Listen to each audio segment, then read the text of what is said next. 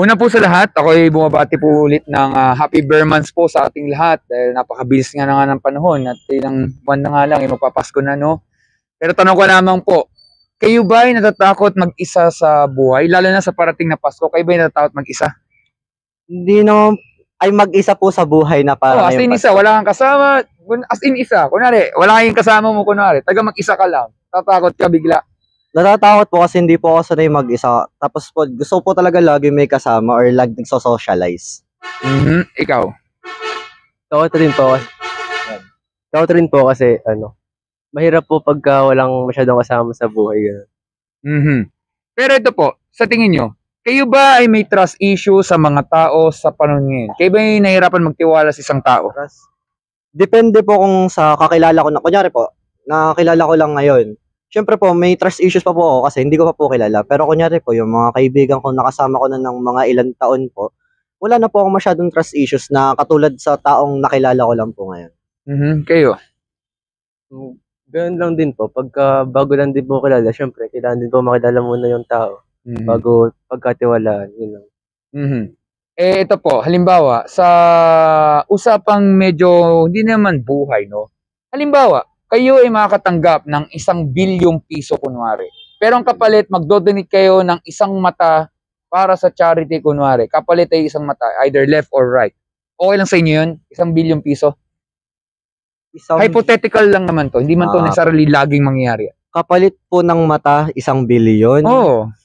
Depende po kung sa estado ng buhay ko po. Kunyari po, kaya ko naman pong mabuhay kahit wala naman po yung di ko naman po siguro ipagpapalit yung mata ko. Kasi po, sa viewpoint ko po, parang ang hirap pong isang mata lang yung gagamitin mo. At saka, ang hirap pong mabuhay lang kasi, lalo na po sa mga trabaho, ang hirap pong makahanap ng trabaho kapag may something wrong sa'yo. Ganun po. Hindi ko pa pagpapalit yung Ikaw, Waya.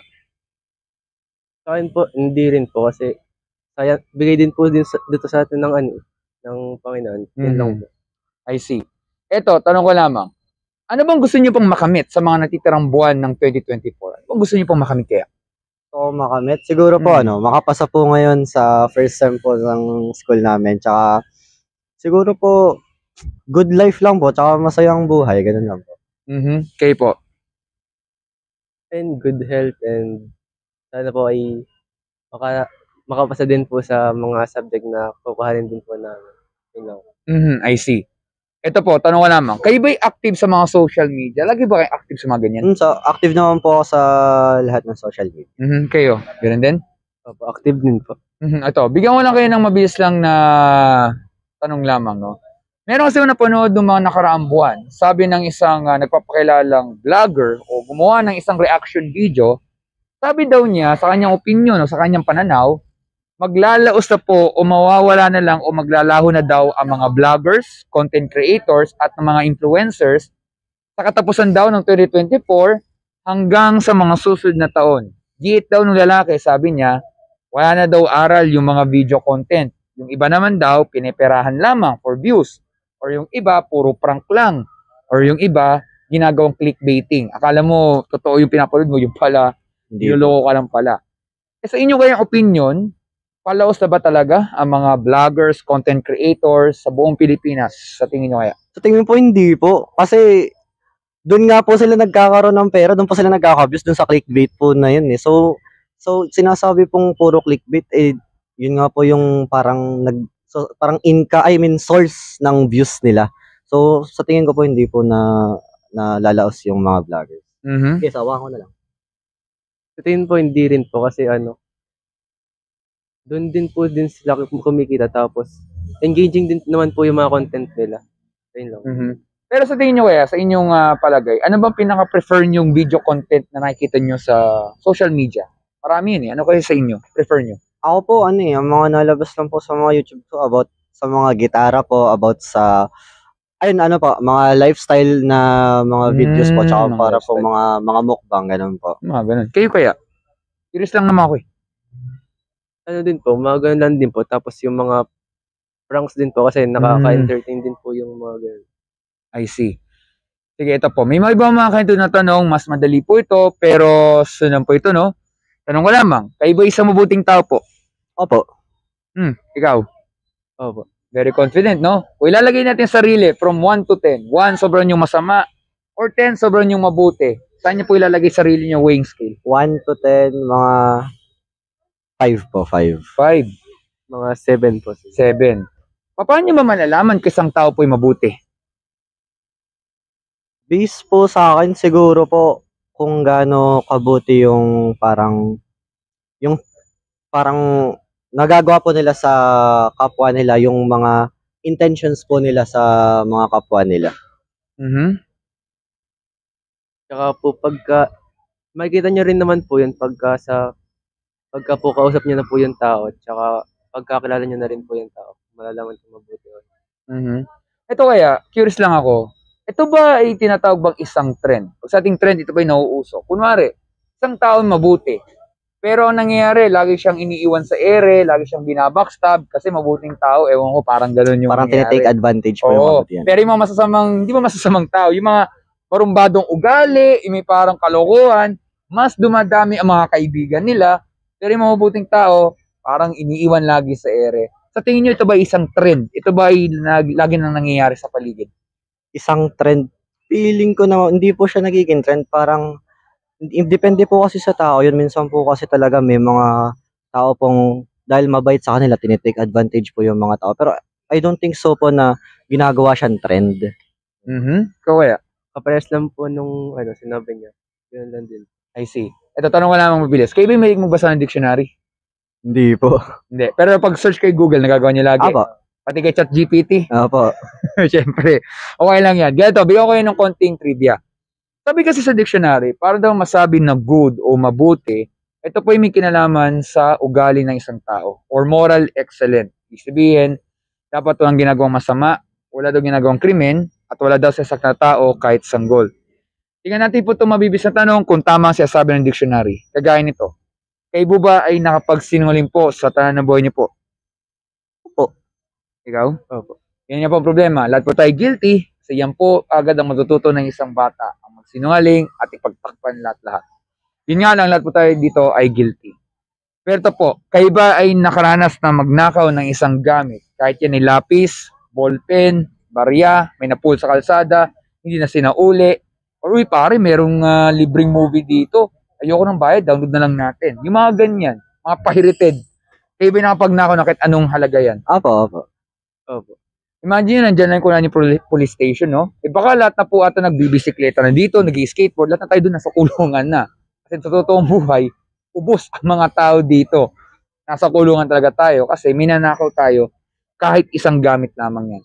Eh kaya lang daw tayo nakakapag-nakaw ay dahil wala yan sa presyo. Gusto natin isang bagay, kaya deep inside, lahat po tayo natutokso at nagigilty ang marami.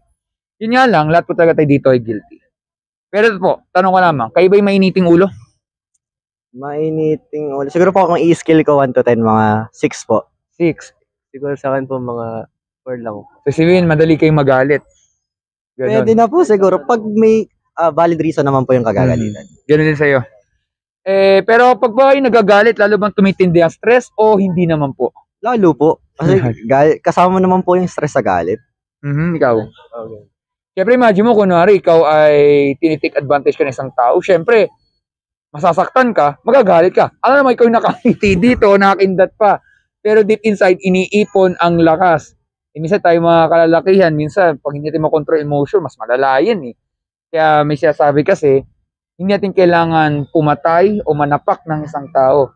Ang kailangan mo lang pala ay magtanim ng galit. Di mo kailangan magmura para gawin yan. Kasi pwede para tayo makapatay ng tao, gamit lang pala ang bibig. Yun nga lang, ilan talaga tayo dito ay guilty. Pero ito po, nagagamit nyo ba minsan ang pangalan ng Panginoon sa walang kabuluhan? Minsan naglalakad ka lamang, nahulog yung cellphone mo, biglaan, napa-OM, insert God's name. Nababanggit nyo minsan yun? Opo, madalas po. Ikaw? Minsan din po. Tanong ko naman, bakit kaya mga Pilipino ay madalas nababanggit yan random? Di ba pwedeng pangalan ng bag, pangalan ng lugar, pangalan ng pusa? Bakit ba, pag nahulog yung cellphone mo, pangalan ng Panginoon na parang sinisisi ata? Hindi naman po sa ganun na parang Panginoon yung sinisisi. Parang nasa mentality na po kasi parang nasanay na po yung mga Pilipinong laging oh my tapos yung pangalan po ng ano yung nasasabi. Imbis na po na gosh or iba pong tao. So, yung iba naman po, nalalaman lang po din nila sa ibang tao. Kaya na-adapt na lang din po So nila. parang naging kasanayan lang, no? Tanong ko lamang, mahal niyo ba mga nanay niyo? Opo. Oh, syempre. Eh, halimbawa, same scenario, nahulog ulit ang cellphone. Pero instead na pangalan ng Panginoon, ang nabanggit mo, ay pangalan ng nanay mo, OM insert mother's name, kahit wala siyang kinalaman dito. At wala naman siya dito likely. Okay lang nabanggitin niyo yun? Okay lang po kasi po, yung pangalan po ng ni God, mas iba po yung timbang nun sa timbang po ng pangalan lang ng tao. Okay. So, ayun lang po. Ikaw? Ganun lang din. Okay lang sa inyo? Wow. Sa totoo, yung ibang tao sasabihin nila, hindi nila kaya sabihin yan. Kasi disrespect yun, nanay nila yun eh. Parang ayaw naman nilang i-drag ang pangalan lamang. Wala nga yung nanay nyo, pero nahulog yung cellphone mo, naging expression lamang siya. Yes. Ang tawag kasi doon, maraming tao na ayaw nila gawin yan kasi disrespect. Ayaw nilang saktan yung mahal nila sa buhay. And for sure, baka hindi rin yan ginagawa kasi hindi talaga yan ang dapat gawin. Kung meron tayong respeto sa mga loved ones natin, dapat meron tayong respeto sa Panginoon. Siya kasi naglikha ng mundo sa mabuti. Teka lang.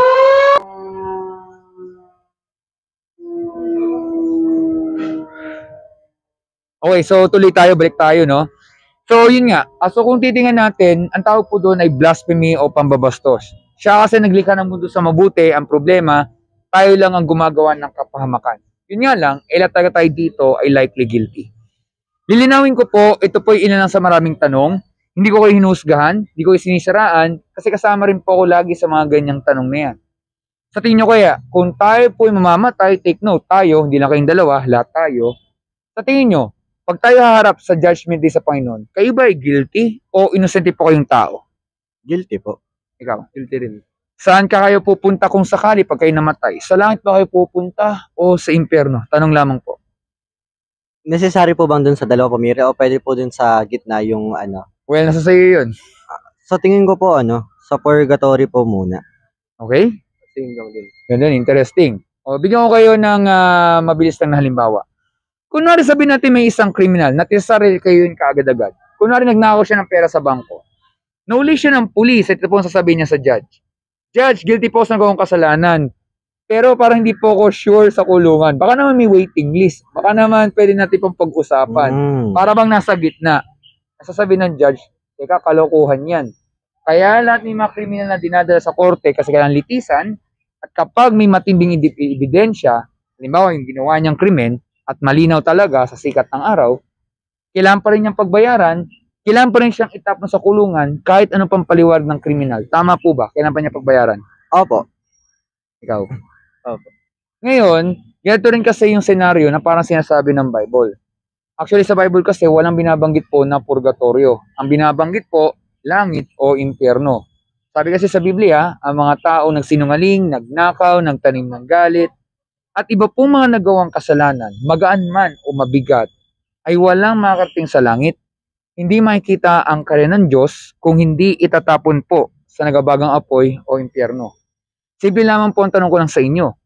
Sa tingin nyo kaya, kayo ba'y nag-alala sa sinasabi ng Biblia na maaaring kayong dalawa ay sa impyerno pupunta, pero don't get me wrong, hindi lang kayong dalawa. Lahat tayo, kasi may nagawa tayong kasalanan sa harap ng Panginoon. Kayo ba'y nag-alala sa sinasabi ng Biblia? Kung kami po yung mapupunta sa impyerno. Oh, hindi lang yung dalawa. Lahat talaga Opo. tayo. Opo, nag-aalala din po. Oh, syempre din. Siyempre dapat po tayo mag-alala. Bakit po? Hindi ko kayo kilala. Maaaring biglaan lang po itong interview na to. Pero siguro naman masama kung magbigay ng mabuting intention kasi buhay po ang pinag-uusapan. Halimbawa sa isang gera. Di ba? Sino sa ibang magtutulungan? Di ba mga tao? Tama po ba? Tama po ba? Diba? So, ganun din yun. Same lang din po kapag sa buhay. Dapat po tayo mag-alala kasi po buhay ang pinag-uusapan natin. E tanong ko lamang, kayo ba yung natatakot sa kamatayan? Opo. Opo. Kung kayo mabibigyan ng pagkakataon sa isang kahilingan na mabuhay ng mahaba dito sa mundo na to, ilan pa kayang taon? Any number will do. Ilang years gusto mo magtagal dito sa mundo? Wala namang mali dito eh. Siguro mga 10 years more po siguro. 10 years more, ikaw? Kung hanggang saan lang po yung doon lang po ako. Kahit okay na sa'yo, Hindi na like 100 years? Okay na ba sa'yo 100 years? Okay lang. Ikaw, okay sa'yo 100 years? 100 years. Okay na, gusto mo magtagal, mga 100 years. Okay na sa'yo. Ayoko po. Kasi Baliktad po, Bakit kaya? meron nga po yung mga, kunyari pa, pipiliin po kayo ng powers kung immortality or ibang powers. Pag naisip ko po kasi pag mas matagal kang nabubuhay, mas nakikita nyo po yung mga mahal nyo sa buhay na mauna kaysa sa inyo. So, Okay. gusto ko po, kasabay na po ako ng mga mahal ko sa buhay na, kasi, pag po nadagdagan pa ako ng, sabi nyo nga po, 100 years, No, kung okay lang sa'yo. yung mga mahal ko po sa buhay, parang namatay na po ng, hindi ko naman sinasabing parang naiintindihan ko hypothetical yun po na 80 years, parang gusto ko na po na parang ayoko pa makikitang nagsasuffer pa po yung mga mahal ko sa buhay. Kasi okay lang sa'yo, maiiwan ka na ng kasamahan mo. Okay lang po. Okay lang din po. Okay lang. Pero tanong ko lamang, alam niyo po ba hanggang kailan kayo mabubuhay? Hindi po. Yun nga po ang problema. Hindi ko kayo tinatakot, hindi po ako sa lamangkero dito o manghuhula. Pero tayo po ay nasa buhay na maiksi lamang. Huwag naman sana na biglang pag-uwi nyo, bigla kayong masagasan ng sasakyan, bigla na lang kayong sakmalin ng aso, ng ulol sa ulo. Dito na, nangyayari na po yan. Meron nga, nagmumotor lang, napload ko lang sa Facebook. Aba, hinahabol ng mga aso. 4 yun at 5. Ewan ko kung buhay pa yung tao kasi binibidyo niya sarili habang hinahabol tapos nagmamaneho pa. Bagamat open space, hindi ko alam kung buhay pa. Ang punto lamang, wag naman sana mangyari sa atin yun, no? Kamalas-malas nga. O wag naman sana, biglang pag-uwi nyo na lang, bigyan na lang kayong atakin sa puso, or yung sinasabi ng marami, yung aneurysm. Narigibisit ng aneurysm? Ako. Ibigang puputok na lang yung ugat sa ulo na hindi natin talaga nalalaman niya. Huwag naman sana biglang mangyari yun dahil ang buhay maiksi lamang. Ang masakit nga lamang, pag po tayo namatay at haharap tayo sa judgment day sa Panginoon, ang masakit po, hindi lang makikita yung mabuting gawa natin, pati ang mga masasamang nakatago sa ating puso at isipan. Pag nakita ng Panginoon yan, hindi niya pinalampas ang kasalanan, kaya ang totoo, guilty tayo at sa impyerno tayo mapupunta. Bakit? Sabi sa Biblia, walang sino man ang mabuti kahit isa. Lahat po ay pumalpak sa kalutian ng Panginoon. Kaya ang totoo, ang mabuti lang po talaga ay ang Panginoon. Tayo po ay masama. Pero bagamat nakapag-alala talaga, pwedeng magbago po ito kapag narinig natin ang salita na to. Narinig mo ba kailanman ang salitang mercy? M-E-R-C-Y? Apo. Ano yung sa Tagalog nun? Tagalog ng mercy is Po. awa po. Awa? Ikaw. Awa din. Hindi ka pa sigurado, pero tama yung sagot na yun. Di mo? Tanong ko lang, kayo ba yun ang hingi ng awa sa araw-araw? Opo. O, syempre po. Dapat lang po. Bakit? Kasi pag tayo hingi po ng mercy sa Panginoon ng awa, yan po yung nagiging kapalit para hindi tayo gumagawa ng kasalanan. Unti-unti tayo lumalayo sa tukso, tayo po yung nagtitiwala sa Panginoon at ang nagbibigay ng diin dito ay ang nagpapakumbaba. Ibig sabihin kasi, pag tayo humingi ng mercy, hindi po kahinaan yung paghingi ng mercy. Ibig sabihin, nagiging matalino tayo o nagiging wise sa ating ginagawa kasi kailangan natin ang tulong ng Panginoon. Pag tayo humingi ng mercy, alam ng Diyos na kailangan natin to habang nabubuhay pa. Kasi pagdating po sa Judgment Day, wala na pong mercy. Kasi sinayang, hindi lang to second chances marami. Ibig sabihin, pag po tayo'y nagising sa umaga, ang mercy niya ay laging bago. Yan po ang sinasabi sa Bible. So sana lagi natin talagang hingin ang mercy. At pag nangyari yon, eto na po yung tanong na magbabago sa lahat-lahat. Ano ba ang ginawa ng Panginoon para sa ating lahat upang hindi tayo tapon sa impyerno at tayo po ay makalis po sa Judgment Day? Ano ba ang ginawa ng Panginoon sa ating lahat? Sinacrifice niya po yung sarili niya. Ikaw, ganun din? Opo. Yun nga, tayo po natin makasalanan, di lang sa Pilipinas, pati sa buong mundo. Tama po ba? Opo. Pero ang ginawa po ng Panginoon sa Kristo, binuwi siya po yung kanyang buhay dahil gusto niya po magmalasakit sa lahat-lahat. Kung nakikita niyo nga, malapit na mag-December, dapat na natin alalahanin din yan. Na kung saan, ibinuhos niya po kanyang buhay dahil gusto niya po magmalasakit. Ang pag-ibig na binuhos na doon ay unconditional love. Ito po yung pag-ibig na maaaring nararanasan niya sa paligid, pero may mga tao na hindi na lang humingi sila ng kapalit. Kasi alam nila, para sa kanila, makatulong sila sa isang kapwa-tao, masaya na sila doon. Kasi para sa kanila, kaya nila ibigay yun. Hindi sila humingi ng kapalit. At yun din ang ginawa ni Jesus. Ang kanyang pong buhay naging kapalit upang mabayaran ng kasanlibutan. Pinako siya sa krus, namatay siya doon, at siya'y nabuhay sa pangatlong araw. Dahil si Jesus kasi hindi lang siya tao. Siya rin ay Diyos. Kasi alam niya, katotohanan na magiging kapalit nito. Bagamat siya'y namatay, siya'y nabuhay, syempre, ang kaligtasan po ay nasa biyaya ng Panginoon. Wala sa ating mabuting gawa. Parang isang kriminal. Paano ba makakalaya ang isang kriminal kaya? Any idea? Makalaya po yung, ano po ba yung nagawa ng criminal? Halimbawa, sabihin may nagawa siyang krimen. Halimbawa, siya ay nagnakaw. Tapos, natapos yung kanyang pagkakakulong. Paano siya kaya makakalaya? Makakalaya po sa kulungan? Oo. Nakalaya po siya kasi tapos na po yung term niya ng parang hindi naman po napatawad siya, pero parang tapos na po yung sentence niya na sa kulungan. Ganun po. Hindi. Hindi, ganito Bali- lang yan. Maaaring baka para mas pagets nyo. Familiar pa sa salitang piyansa. Yun. nga So, po. yan yung pwede kasi mangyari. Hindi lang pagkatapos lang ng term sa isang kulungan, pwedeng makalaya siya kahit di pa natatapos ang kanyang term dahil may nagbayad po ng danyos. Ganon din po sa buhay ni Jesus. Ang kanya pong dugo ang naging kapalit upang mabayaran ang kasanlibutan. Instead po ang buhay natin. Yan yung dahilan kung ba't ang konsepto ng paglaya ay sa pagbabayad ng danyos. Ibig sabihin, binibigyan tayo ng pagkakataon para magbagong buhay. Hindi ibig sabihin na pag nakalaya na, balik na agad sa kalayawan ng mundo. Hindi ganun yon. Kasi sinisira niya ang chance. Ibig sabihin nun, hindi natin deserve pero ginawa pa rin niya yun. Ngayon, ang kaligtasan po ay nasa biyaya ng Panginoon at wala sa ating mabuting gawa. Pero may dalawang Bible para makamit yan. Una, narinig mo yung salitang repentance? Opo. Ano yung sa Tagalog nun? Pagsisisi po. Yun. Yun nga. Pag tayo kunwari nagkasakit, di ba gusto nyo laging gumaling? Opo. Halimbawa, pag kayo nagkasakit, makakapunta kaya kayo dito sa lugar na to? Hindi po. Hindi. Siyempre, kalokohan yan. Kasi hindi nyo may enjoy yung napakagandang panahon pag tayo nagkasakit. So, pag tayo nagkasakit, gusto natin laging gumaling. Pag po tayo nakagawa ng kasalanan, pagsisihan po ito, talikuran naman nagawa ang kasalanan at kasamaan at babaguhin ang ating puso at isipan. At yung isa po ay ang pananampalataya sa Panginoong Jesucristo lamang bilang panatagapagligtas. Pag nagawa natin dalawang bagay na yun, tsak, patatawarin tayo ng Panginoon, bigyan tayong bagong puso at isipan, at higit sa lahat po, anuman ang pagsubok na pigaan natin, meron pong pag-asa. Hindi sa mundo nito, kundi sa Kanya lamang, at dahil doon, meron pong buhay na walang hanggan. So bago po umalis, meron na po mabibigay sa tanong ko lamang, nagsasabi kaya ako ng totoo sa ating napag-usapan po? Opo. Opo. Pag-iisipan niyo po ba ang ating napag-usapan po? Opo. Kayo ba nagbabasa ng Bible araw-araw? Tanong lang. Hindi po araw-araw, pero nagbabasa naman po. Ganun lang. Halimbawa, pag kayo nagugutom, anong gagawin niyo? Pag nagugutom, kakain po. Kakain. Di ba araw-araw yan? So sana po ay ganun din kung sa Bible. Sana po ay ara-arawin natin. Sana, kasi parte po ng isang buhay ng isang tao ay ang spiritual. Hindi lang po malusog lang katawan, hindi lang meron kang kaibigan, hindi lang meron kang matinong utak, hindi lang meron kang matinong emotion. Dapat po pati spiritual.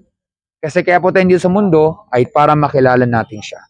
Ang bad news po, lahat po tayo guilty, lahat po tayo makasalanan, lahat po talaga tayo ay sa impyerno itatapon. Yan po ang justice ng Panginoon sa ating lahat. Pero mabuting balita, maraming po maliligtas. Hindi sa pagiging mabuting tao, kundi mabuti po ang Diyos. Kapag isang tao ay nagsisi sa kasalanan at nanampalataya sa Panginoong Jesucristo lamang, ay tsak, maliligtas po yung tao dahil yan sa biyaya ng Panginoon. At dahil doon, meron pong buhay na walang hanggan. Maraming salamat po dito sa oras na to. Meron ba yung katanungan po? Wala naman po. Wala na din. So kung wala na kayong katanungan, maraming salamat po sa inyo at ako'y bumabati na muna ng advance Merry Christmas at advance Christmas din Happy po. New Year po sa inyo. Thank you po at mag-ingat po kayo.